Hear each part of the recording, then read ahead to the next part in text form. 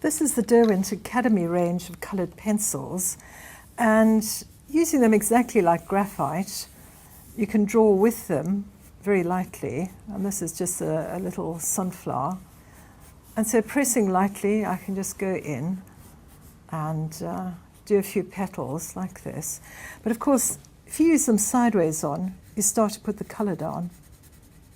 And so they're lovely and soft and very easy to blend with.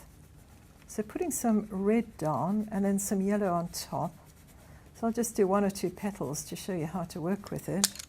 And then picking up a darker colour and going back in, tidying up the edge, using it on its point now, and little circles to blend the colour back in. So exactly the same way as using graphite. Just colour it in, like that. If you want to make a red darker, all you do is take some brown underneath and put a couple of layers of dark colour down, and then put your lighter colour on top.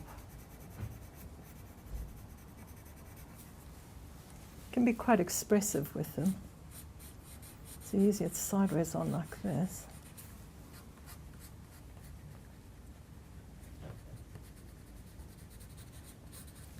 And of course, to do the centre of the flower, we'll put a great big dark brown tone down like that.